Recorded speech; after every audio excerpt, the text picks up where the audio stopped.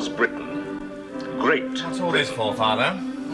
It's for the French, men. That was Great Britain in the early 19th What's so important about impressing the French? Everything was going Well, you know what they are. except the value of money. I mean, they made as much trouble for us as they could before we went into Europe. Now that we're in, they like to tease. Those lucky enough to be in work. You know, we've got this European defence thing coming up, you know, Chris. It's very important. Production went It doesn't down. do any harm, you know, to let people know how strong this country has become and how they'd better forget all that, because There were that's riots not on, in Britain then.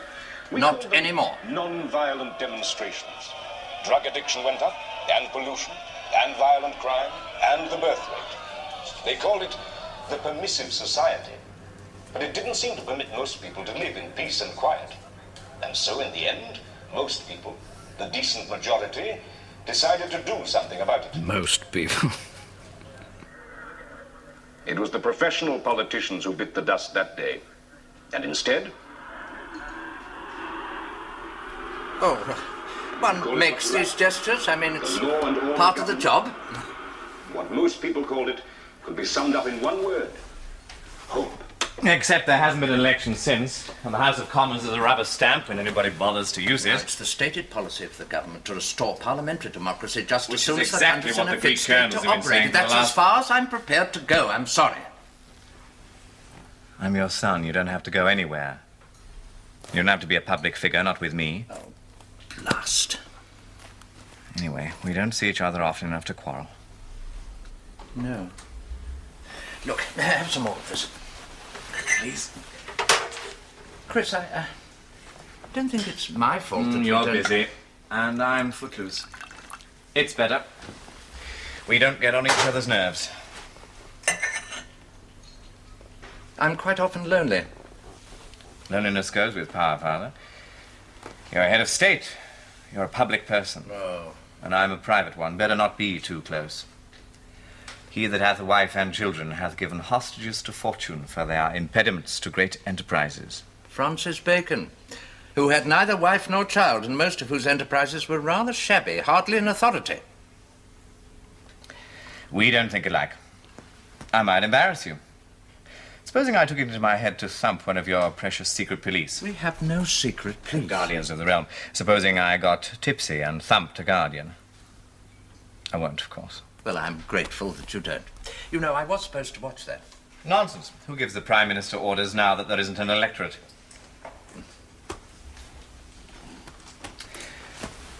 Are you going? Restless. I'm sorry if I make you so. You don't. The Prime Minister does, sometime. Oh. I don't know why. Maybe it's not approving, really. I'm an elections man myself. Maybe it's that. Or perhaps it is that you don't seem very happy doing it. Once or twice tonight you've even been pompous with me. You of all people. Oh, dear. Yes, I suppose I have been a bit pompous. Look, come again. I shall. Actually, are you still with them? No, that broke up months ago. It's not important. After a while, she made me feel more restless than you ever could. I expect restlessness is part of my nature. I shall wander for a bit and then go home. Night walking, like Mr. Gladstone, but without the same purpose. On all channels. During the next week, there'll be a report every evening on the progress of the meeting here in London of the European Community's heads of state to begin the arrangements for an overall defence plan for Western Europe. Great Britain will, of course, be represented by the Prime Minister, Sir Timothy Hobson, France by the President. Norman? Yes, sir, I watched it to the end. The material was familiar, but one can't remind people too often. The intention was to build Hobson up, and I think we succeeded in that. Well, the French are being a little difficult, I gather, sir. We shall be discussing it in Cabinet tomorrow. What does occur to me, sir, is that it really might be simpler in some ways if you yourself... Yes, sir. Yes, I do understand that, sir. No, the President hasn't arrived. In fact, that's rather the point. It's not clear that he will. Yes, sir, as soon as there's something definite. Good night, General.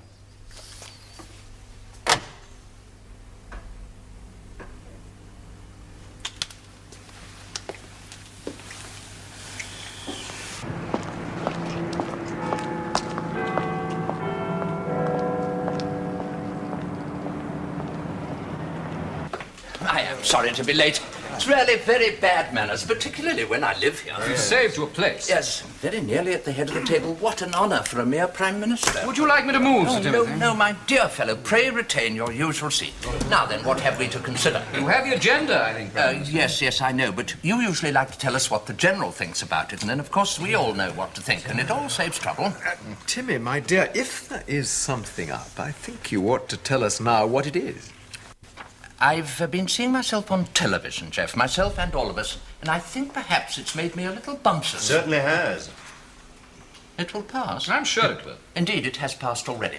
Now, we are to discuss the French, I take it. The French? Not another little procedural difficulty, Yes. surely? If you will allow me, Prime Minister, the main subject for your consideration this morning is next week's meeting of the Common Market Heads of State. Not the common market, Mr. Norman. The greater European Economic Community, if you please. They don't want the meeting to be in London, is that it?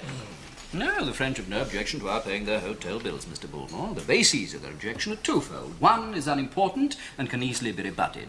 Foreign Minister, perhaps you'd like to explain. Yes, well, since as far as I know, they have only made one objection. To you only one, yes. Ah, yes. Well, as I understand it, the French are worried because England is no longer a democracy. They were quite prepared for us to join the common market, a greater economic community, Tim. Whatever our form of government. But when it comes to a scheme for Western European defence, well, they don't fancy us as full partners because, well, they suggest we can't rely on our people to follow us. Bloody impertinent. Didn't stop Hitler. Well, Mr. Norman thinks that the objection can easily be answered, which suggests to me that Mr. Norman already has the answer. So that really there's nothing for the Cabinet to do but to... Ratify? Agree with you, quite. Shall we hear it? Well, first, on practical grounds, modern warfare doesn't require a citizens' army. We already have more men under arms than the French or anybody else in the community. You don't suggest it's permanent. What? You don't suggest that the Guardians of the Realm should be a permanent addition to the regular army. Oh, I'm not empowered to make suggestions on that subject. What I do suggest is what is true. As partners in a mutual defence scheme, we have a larger fighting force than any other member government in the greater European economic community. Second, on grounds of precedent. Spain and Greece are also members of the expanded community. Well, hardly equivalent.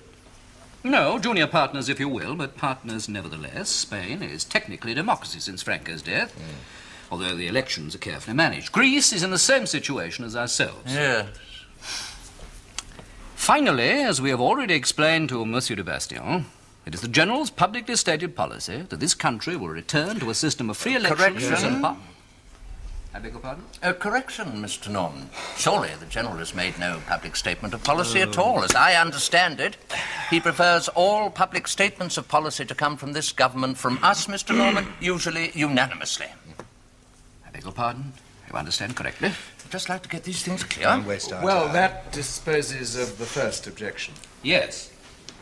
Well, is it the Cabinet's wish that we should reply to the French in these terms? Yes. I wonder if the General would like you to communicate with the French, Mr. Norman. As Secretary to the Cabinet, your duties are so varied, or should we leave it to the Foreign Minister? The General prefers to leave decisions of this sort to you, Prime Ministers, I think you know. Well, in that case, Henry... By all means. And the second objection. It's more difficult to deal with. As the Cabinet is aware, while the actual details of the defence scheme must be worked out by the community's various defence ministers, the discussions will be inaugurated by the heads of state. Now, some heads of state have already arrived in London, some have not. The President of France has not. And? Says he will not. Why? Because, Bullmore, he says that if it's to be a conference of heads of state, then all heads of state must attend, otherwise the dignity and honour of France, etc., etc., etc. But you will attend it. Surely he can't mean the Queen. Her Majesty is still absent from the realm, and we control the Council of State. Then who? The President says that I am not the head of state, Bullmore, for neither the Prime Minister nor the full Cabinet exercise any real power in this country. He's unimpressed by whatever we may call ourselves. He insists on the man who really exercises power. Well, that is a difficulty, certainly.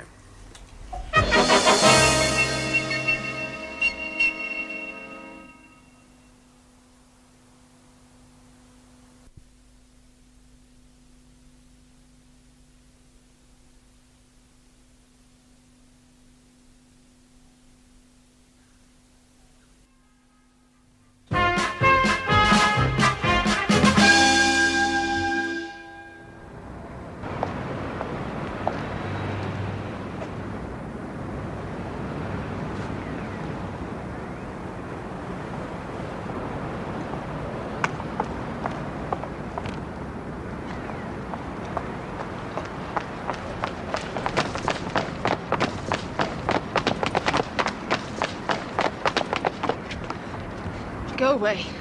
I'm not trying to pick you up. I don't know you. You looked at me. Wait. And you're not trying to pick me up either. I know that. Do you? Yeah. I looked at you. Twice. Yeah. Why? Why should I give you the eye if I wasn't trying to... Don't you know? Well, you're lonely, aren't you? Sorry for yourself. In some sort of trouble. Confused. Drugs? No. Pregnant?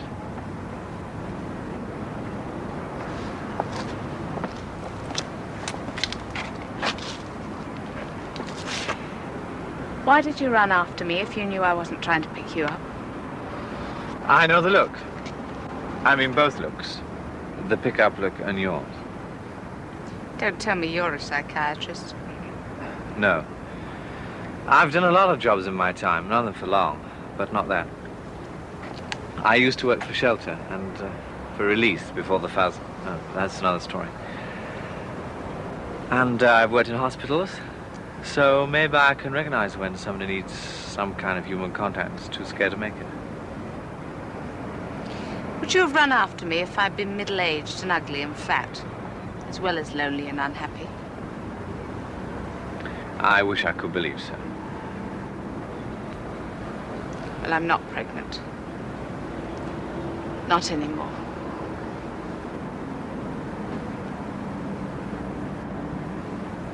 You're cold. Let's go somewhere that sells coffee. I live near here. You might as well come home for coffee, since we both know I'm not trying to pick you up.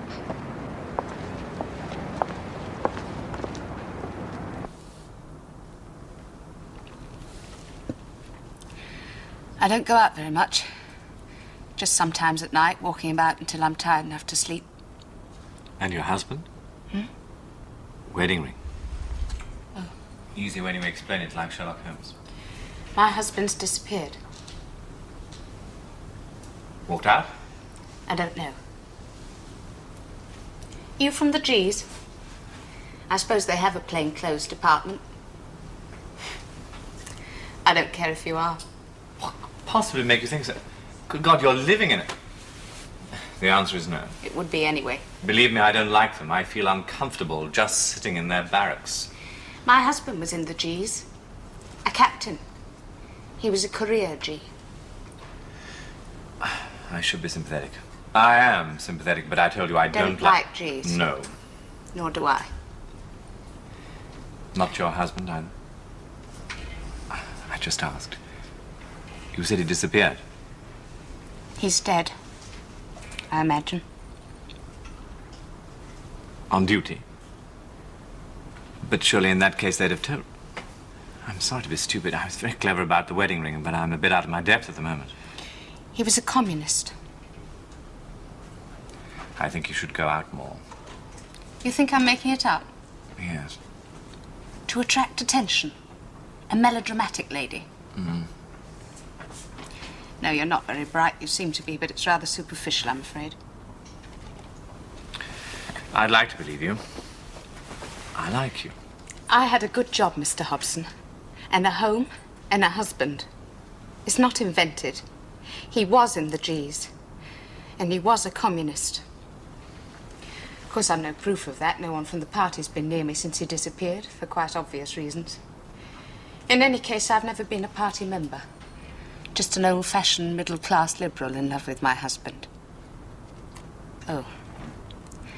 And I was pregnant. And now I'm not. Miscarriage. I'm sorry. My husband joined the G's because he believed the only way the party could come to power was to infiltrate where power was. He was a sergeant, then a captain. We were married less than a year. For most of that time, I was in fear for him. Fear that he would be killed. I used to get migraine headaches very often. Almost every day. They've gone now. How long ago? A month. He went out in the morning and never came back, and I've not heard from him since. You haven't asked? No. But if he'd been hurt, or even killed, or sent on some special mission as part of his work, wouldn't the G's have told me? I mean, even if they'd told me lies, wouldn't they have told me something? But it's just as if he never existed. But you should have asked. What I did do was stop going to the office. I just waited at home in case I should hear from him. I waited. I never went out. After a while, I got used to not going out. I didn't know how to talk to people. I never did bother much about other people, you see. I didn't need to when Tom was around. Would you like me to try and find out what's happened? How? My name's Hobson, remember? Well, it's a very common name. My father's Prime Minister. Oh. I told you I don't like the G's. I don't think my father's very keen on them either. But England isn't a police state. The Communist Party's illegal, but you're not killed for belonging to it. I mean, even if there'd been some sort of... if you'd been shooting it out. Shot resisting arrest. There's bound to be a record of it. Not bound to be. Claire, not half as many people are shot by the secret police as the Midnight Movie would have us believe. Mon cher Tim, comme c'est gentil de me rendre cette petite visite non officielle. C'est un grand plaisir pour moi, cher Félicien, de vous voir n'importe quand. Ah, merci.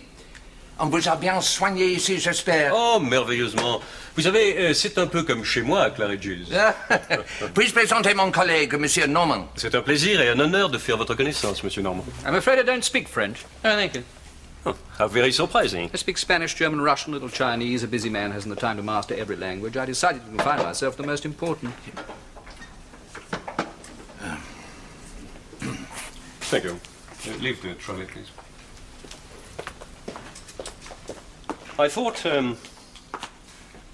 you might be bringing Jeff Hollis. Ah, Mr. Norman is secretary to the cabinet. Believe me, he's a man of very great ability. He's been promoted more rapidly than any other permanent civil servant before him. Really? Usually, his promotions are attended by a move to another department of government.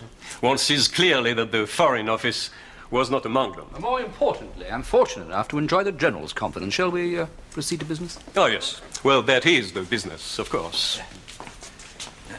Thank you. Well, now, I think we managed to satisfy your people on the... On the first objection, oh, yes. It was really of no great consequence. Any of us may decide to abandon democracy, but one had to make the objection. You understand? But perfectly. And your second objection, you won't make an issue of that? Good God, no. Oh, good. Simply, the President of France won't arrive.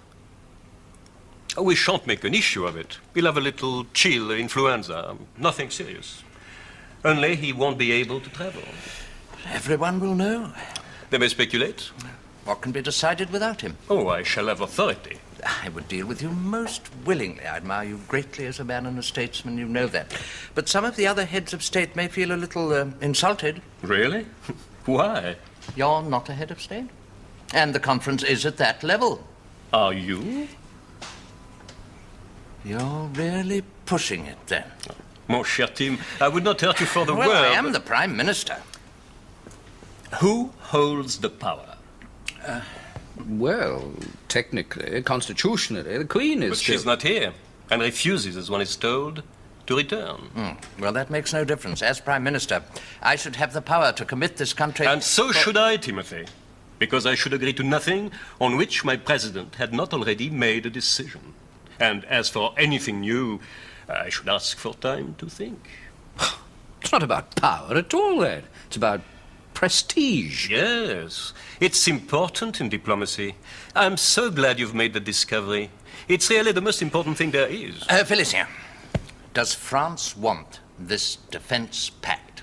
We've agreed to come in on equal terms. Very well. Please tell your president not to contract influenza. I think we've enough time to solve this matter. He shall have his head of state. You're not talking, it seems. You think resigning is going to make the slightest difference? Who mentioned resigning? You're always mentioning it. Not this time. Then, as I understand the General's wishes, through you, Norman, always conveyed very properly through you, there are two matters of importance to him. More than two. Two which affect this case. The first is that England should take the lead in these defense talks. Well, we can't very well do that if we begin by being snubbed by the French, who refer everything back to Paris. No. And the second is that the General himself will never seem to be what he is, our master. He will not appear to be a dictator. I don't understand why, but that's the fact. And at the moment, these two wishes conflict. Do you know why, Norman? I mean, why he... The reason's so simple. Who is it? Oh, well, if it's simple, no doubt in time I shall understand it. After all, I am a simple man. Meanwhile, you promised. To perform what I can. But how? Well, that also is a simple matter, but not one which at this stage you can help, I'm afraid. But, Norman, there is one little matter you can help me about. Now, there's a certain captain in the Guardians. His name is Thomas Weston. If you could tell me... What do you want to know about him? I've touched a sore point, I see. That wasn't my intention. I didn't expect you to know him. I don't know him. I know about him. What's happened to him? Why do you want to know? My reasons are my own. Disappeared. And what's being done to find him? Nothing. Why not? Presumed dead. Presumed to be? Known to be. How? On what do you base your presumption? Your knowledge? If you say he was killed in the course of duty, I shall ask, what duty? The man was a communist, a spy. And what secrets do the Guardians of the Realm hold that the Soviet Union would like to know? Or do you withdraw the word spy? Very well, he was a communist. That's enough. The Communist Party is an illegal organization. The penalty of belonging to it is not death. This was the man who organized the killing of my nephew. An incident you may remember, since it coincided with an attempt on your own life. The penalty for murder is death. Yes, after trial and conviction. The man's missing. Disappeared. Presumed dead in the course of his duties. If his killer should be found, they may be brought to justice. Thank you, Norman. You get out here, I think. He is dead, Claire. Do you know how? No. You couldn't find someone... What good would it do? Stop me imagining. Torture, things like that. He's dead. Yes. Oh, bugger. Son.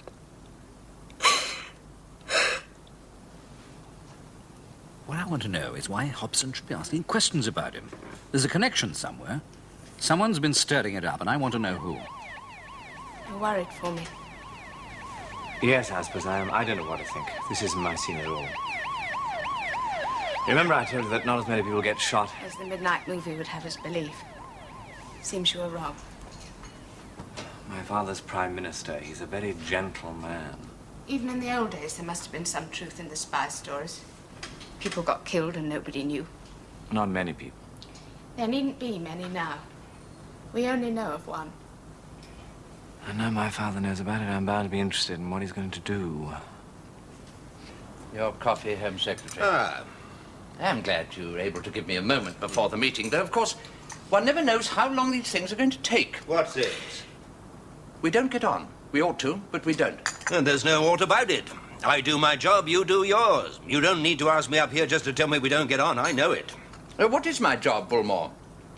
Well, one of my jobs was to appoint you as Home Secretary, and I didn't do it with any particular relish, as I remember. I suppose in your case the recommendation came from Norman, went to the General, so back to me, but I didn't know you. I knew of you, of course, capable man with a following in industry, but I didn't know you. Now that I do, I don't like you. You know, that's the disadvantage of having no parliamentary experience. One hasn't got time to get to dislike one's colleagues over a long period. It all comes as rather a shock. Pity, don't you think? I don't know what you're talking about. Parliament's a dead duck. We're the government. We were elected, Bulmore. Oh, well, I know it was a little stage managed, but people did vote. They wanted us. At least the country wanted me, and, where was it? Beckenham wanted you. You know, we couldn't have done the things that we have done unless we'd begun with a thumping majority in the House of Commons, so don't despise it. Come to the point, Hobson, if you're capable of it. I want you to resign. What? You know, in the old days, a Prime Minister didn't really choose his cabinet. There were certain people he had to have, even though he disliked them, because they'd make more trouble outside the cabinet than in. But as you rightly say, Parliament's a dead duck. The unions are dead ducks. Political parties are dead ducks. So there's really nowhere for you to make trouble. I don't see why I should put up with you. You're off your chump. Stark staring. Oh, not staring, surely not staring. Bloody bonkers. What makes you think I'd resign at your asking? Because if not, I'll dismiss you. As Prime Minister, I have that power. Well, now, I expect you'd like to go and clear up your desk at the Home Office. And I have a cabinet meeting in 5 minutes, so if you'll excuse me. Does Norman know? Not yet, but he will.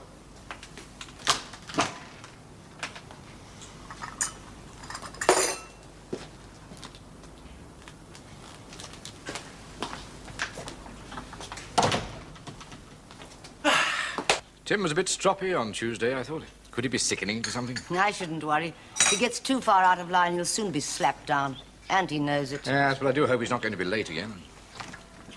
Thank you. Good morning, Dame Henrietta. Good morning, gentlemen. Good morning. Well, I'm on time, you observe? Yes, it's Bulmore who's late this morning. Most unusual for him. No, he's not late. He won't be coming. I fired him. You've done what? Fired him. Well, he didn't want to resign. I must say, didn't seem very pleased about it.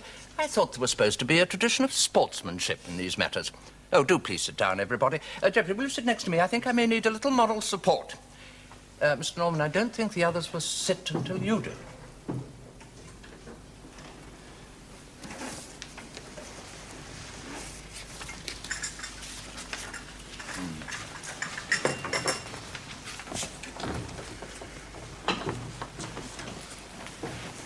Well, now, this morning's meeting will be very brief. I've scrapped the original agenda and substituted one with only one item. You may take notes, Mr. Norman, as Secretary to the Cabinet. Now, I want to discuss the constitution and responsibilities of the Cabinet. Has anyone anything to say? I think perhaps you have. We're responsible for our own departments. That's clear enough. But to whom? Oh, you've forgotten. Oh, I don't blame you. Now, once upon a time, 10 years ago, you would have been responsible to Parliament, and a lot of your work would have been done there.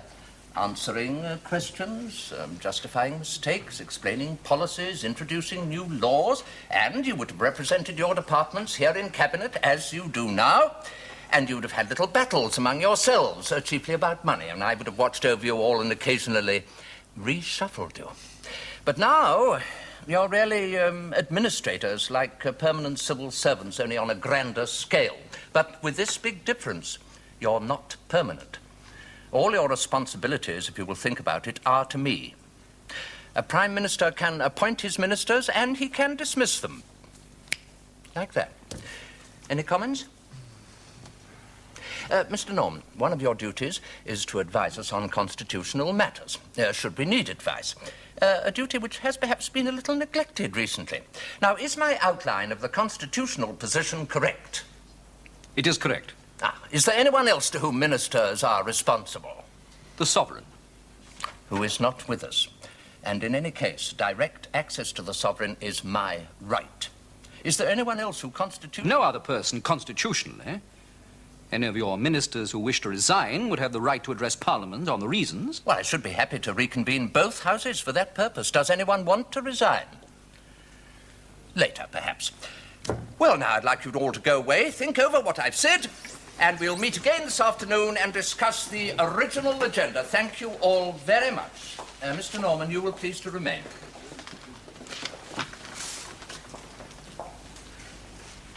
This is an elaborate exercise, I take it. If you choose to think so. Do you want me to arrange a leak, especially for your friend de Bastion? Have you considered I may be serious? Yes. And? I considered it. I am serious. Constitutional power is not real power, Prime Minister. The General may let you play this game for a while just to bamboozle the French. But I shouldn't push it too far if I were you. Do you suggest that real power lies with the G's? Where else? I've been thinking of disbanding them. Oh, they disband you first. I wonder. You know, we've grown so used to the Guardians of the Realm that we forget we've also got an army and a police force, and there are many senior officers, both in the army and the police force, who'd be very glad to see them disbanded. You can't try to disband the Guardians without starting a civil war. I know it. But you couldn't win. Have you forgotten the Guardians control the whole of this country's stockpile of atomic weapons? Oh, Norman, what a funny fellow you are. You're so unrealistic. Unrealistic? Well, stupid, if you prefer. You accused me of being stupid the other day. I mean, all these atomic rockets and bombs and warheads and God knows what, sitting around in some Guardian headquarters, crowding them out of their tennis courts, I dare say, in the space they'd reserved for an outside loo. I mean, all these top-secret signs and little red buttons that only the General can press, and closed-circuit television and scrambled telephones and hotlines and cold lines and 2 fried eggs on Sunday. I mean, what possible use do you think they are? Clearly, you're joking. We've lived in the shadow of atomic warfare since 1945, Norman, and it is a real shadow. But all that can happen is that everybody dies, some quickly and some slowly, and it worries me very much that the Guardians are in a position to press that little red button. They can blow everybody up, including themselves, but that's all. Nobody can win with atomic weapons. That's why they're very little use in civil war. The General's not a loony, you know. He won't use them. No, he won't. One had known all the trouble it was going to lead to dealing with the French. Might have been better to have let them have their way. No, the General wouldn't have liked that. You're right, of course. It's always foolish to use more force than one needs.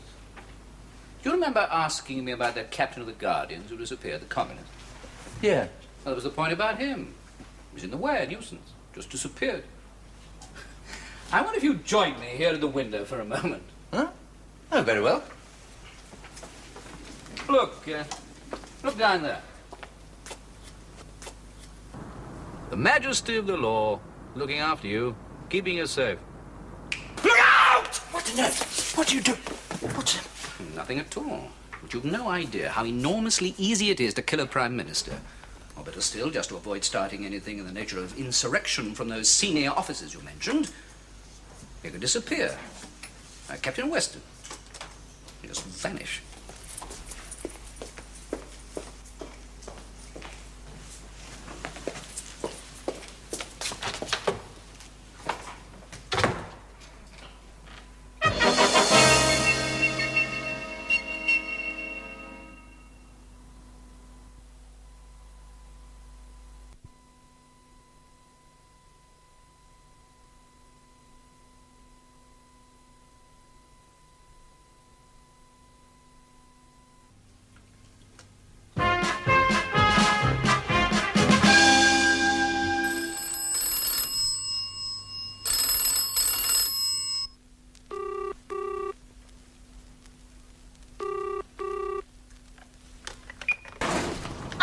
What the devil? Consulting with a known communist. It gets worse and worse. That's right, consorting, yes. I see the evidence of that all around me. Crumpled linen. Stains. This is what they do to the serviettes. What can the sheets be like? Unimaginable. I cannot imagine it. Oh, yes, I smell a sickly, sweet stench of corruption here, mate, I'll tell you. No, it's not corruption, George. It's hash. Cannabis, marijuana, the forbidden weed. I shouldn't try planting any hash here if I were There's you. no need. We've already found it in your luxurious bachelor apartment. Gaining entry by... Kicking the door down, mainly. The phone was ringing. Somebody wants to reach you. Yeah, we didn't answer it. I do respect the man's privacy. By what right did you kick down my door? Well, we have a warrant to enter and search when we suspect the possession of illegal drugs. You have? I thought the police... The jurisdictions overlap. What's all this about consorting with known communists? I'm not a communist. If you know anything about me, you must know that. The lady's husband, known for politics. You want to be careful. That's it's the same thing, man and wife is one flesh. It's in the Bible, isn't it? I got a gold star for divinity in the early days of my innocent childhood. What about my husband? Disappeared. My later childhood was not so innocent. Disappeared. Presumed dead. It seems an odd way to tell his wife. I'd have expected something more official. Come on, you knew it. Are you arresting me? Yeah. We're arresting him. On what charge? Well, we'll leave out the consulting with communist bit. That's political, isn't it? Drugs will do. They're easy to prove, and politics will create satisfactory prejudice against you should your case come to trial. Now, is it your intention to come quietly? We do have orders to use no violence, except, of course, in the case of resistance being offered. I think he's going to resist. I have that feeling. He's never. He is. I see the intention in the corners of his eyes. With their significantly dilated pupils. I think you should deaden his responses, George, for your own protection, like. I won't resist. I am glad. Where are you taking me? Headquarters. Where? We'd tell her if we could. Security closes their lips. You're a right couple of brokers' men, aren't you?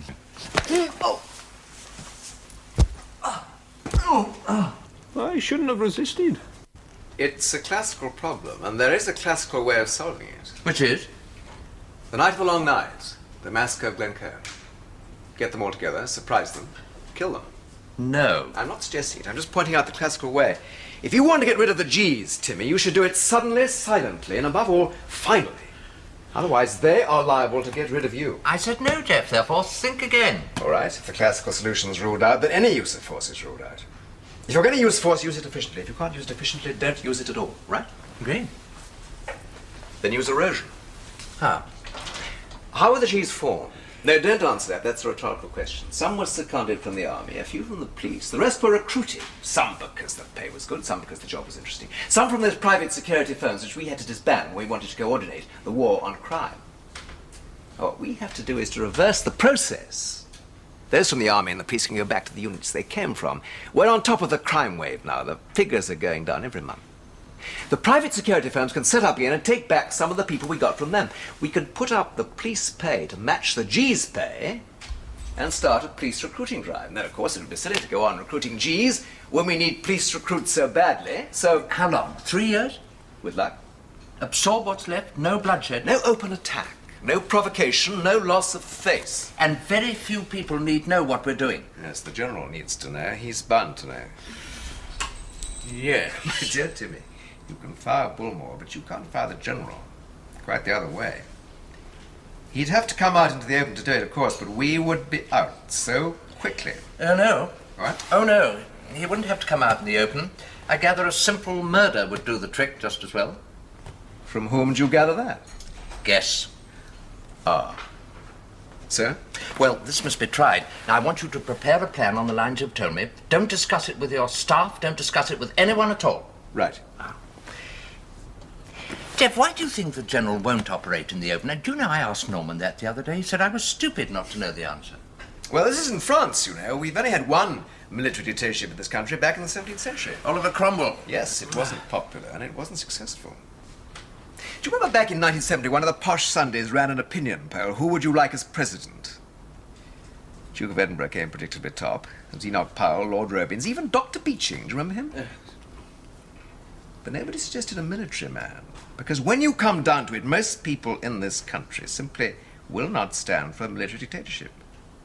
But you and me, we're civilians. You've got a family business, I was a professor, we could even go back to those jobs. We're not a democratic government, not anymore, but we look as if we might be, and that's reassuring. That's why he might find it difficult to turn us out. Though, of course, if there's talk of murder, he won't have to. Excuse me.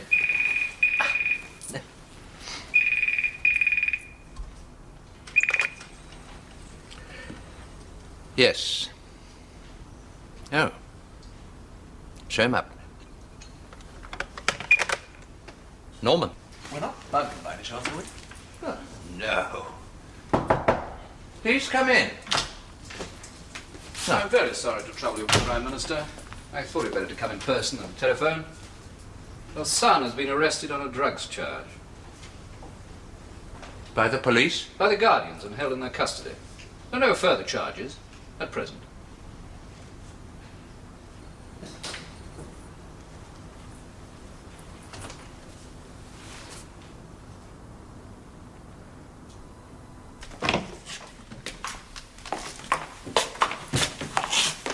I wanted you kept out of this. Well, you see, I'm not. All right, Sergeant. No, sir. What? It is not all right, sir. No, it's not all right. Not if by all right, Sergeant, what you meant was bugger off, Sergeant. My orders being, you see, sir, to remain. Why? Anything that might pass between you? Words will pass between us, nothing more. I shan't interrupt. Oh. Try not to feel humiliated, Father. We give him too much pleasure. I feel very much a civilian. It's the same thing in military circles.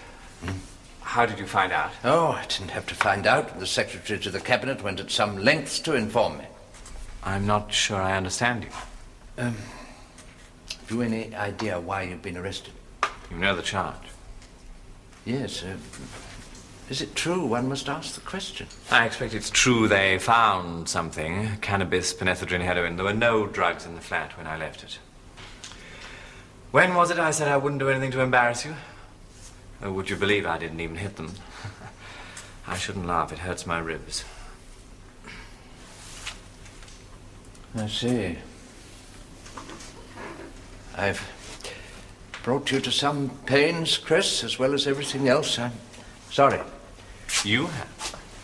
He that hath a wife and children hath given hostages to fortune, for they are impediments to great enterprises. Do you want me to plead guilty? No, that wouldn't help. The important thing is for as many people as possible to know why you're here. Have you seen a solicitor? No, I've tried. He's a very busy gentleman. His telephone has been constantly engaged. Or could be out of order. Our phone. Sinclair? Yes. He'll be able to cope. If not, he'll know someone who can, if anyone can. Well, I can, I suppose. I mean, they wouldn't have gone to all these lengths to inform me about you if they didn't sincerely hope that I would soon effect your release. Dad. There's just nothing you can do, Chris. Well, it's no fun being a pawn. Pawns only exist to be sacrificed, as our friend here may discover. No, you must just sit tight. Let the powerful pieces play it out.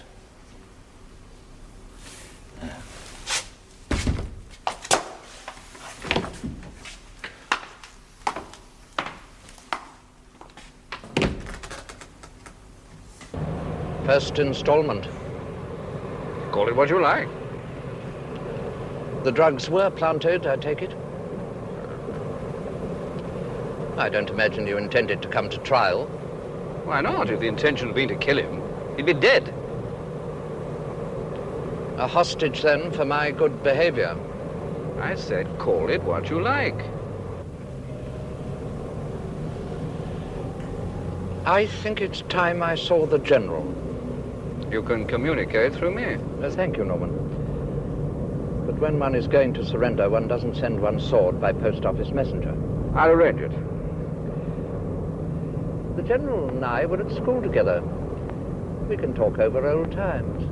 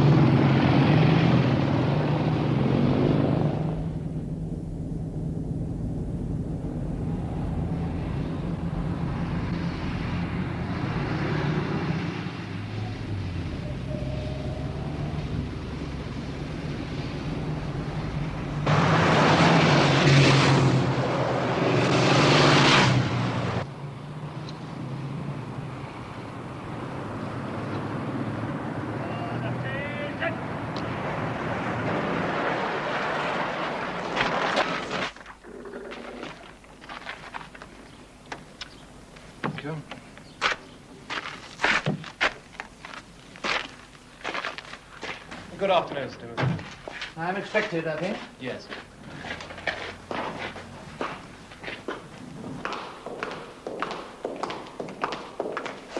Wait here, please.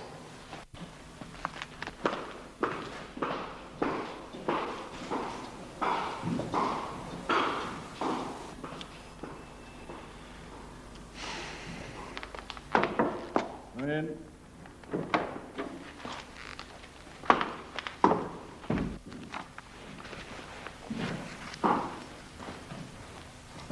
Hello, Timmy. Hello, Rog.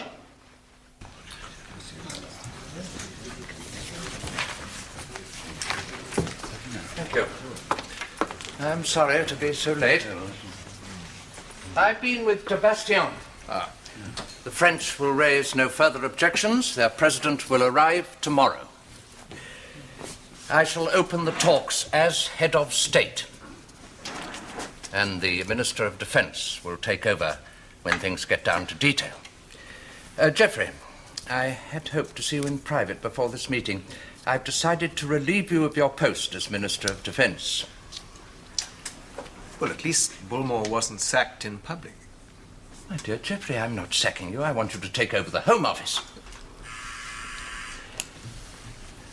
Now, your new colleague will be known to some of you, I think. Come in, General, come in. There's a vacant chair here next to me. No one else seems to want it. Thank you. Now, I have invited the General to join us in Cabinet as my Defence Minister, and he has accepted my invitation. Geoffrey, perhaps you would help him take over the department. Gladly. Of course, he will represent us in the talks with the other defence ministers of the community. But before that, there is a certain matter which we've already discussed. The General has decided, and I most strongly agree with him, that the time has come to disband the Guardians of the Realm as an independent force. There'll be very little redundancy. Most of them will be absorbed into the army and into the police. In fact, I think contingency plans may already exist. They do. Good. Well, now, shall we get down to business? Norman, I think the General needs an agenda.